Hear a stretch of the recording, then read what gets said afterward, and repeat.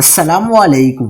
کراچی میں راتوں رات موسم تبدیل، سردی میں اضافہ، ٹھنڈی ہواؤں نے کراچی کا رخ کر لیا۔ کیا آپ حالات حاضرہ سے آگاہی حاصل کرنا چاہتے ہیں؟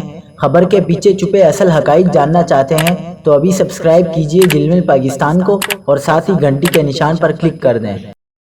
آپ کو بتاتے چلیں کہ کراچی کا موسم اچانک تبدیل ہو گیا۔ شمال مشرق کی ٹھنڈی اور تیز ہواؤں کا راج، سردی میں بھی اضافہ ہو گیا۔ محکمہ موسمیات کے مطابق سردی کی یہ لہر زیادہ طویل نہیں ہوگی۔ کراچی میں آج کم سے کم درجہ حرارت 18 ڈگری اور زیادہ سے زیادہ 29 ڈگری ریکارڈ کیا گیا۔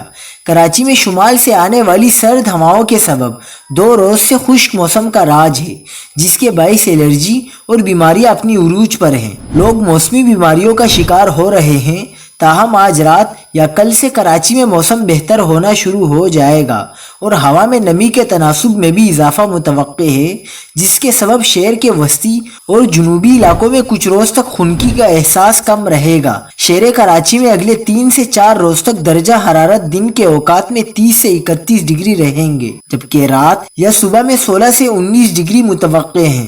محکمہ موسمیات نے کہا کہ صبح کے اوقات میں شہر اور مضافات میں دھند کا بھی امکان ہے، جس سے ہوا کا معیار مزید بدتر ہو سکتا ہے، لہٰذا شہری احتیاط کریں۔